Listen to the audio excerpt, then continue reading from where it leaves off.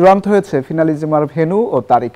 Argentina ও স্পেনের মধ্যকার বহুল প্রতীক্ষিত এই লড়াই অনুষ্ঠিত হবে 2026 সালের মার্চ মাসে। ভেন্যু হিসেবে থাকছে কাতারের রাজধানী দোহার লোসাইল স্টেডিয়াম।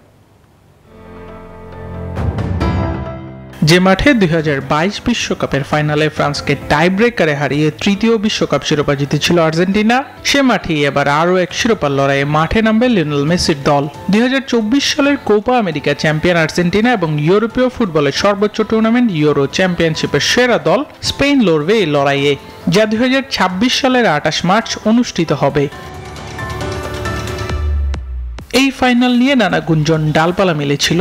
গত কয়েক মাস ধরে ম্যাচের সম্ভাব্য ভেন্যু হিসেবে আলোচনা হচ্ছিল ওয়েম্বলি, সৌদি আরবের রিয়াদ এবং উরুগুয়ের মন্টেভিডিও নিয়ে। তবে স্পেনের সংবাদ মাধ্যমগুলি জানিয়েছে শেষ পর্যন্ত কাতারের লুসাইল স্টেডিয়ামই পছন্দের জায়গা হয়ে উঠেছে আয়োজকদের কাছে।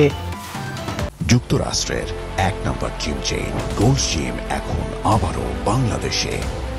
বসুন্ধরা আবাসিক এলাকা ও বসুন্ধরা সিটি শপিং মলে।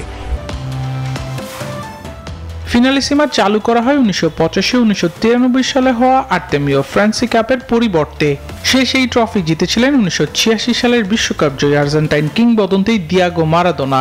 এরপর ফিনালিসিমার প্রথম সংস্করণের শিরোপা ধরে রাখে আর্জেন্টিনা। ফিফা ওয়েফার 75তম কংগ্রেসে আসন্ন ফাইনাল ম্যাচ নিয়ে আলোচনা শুরু হয় গত মে মাসে। আবরার আল দাইয়ান, নিউজ 24।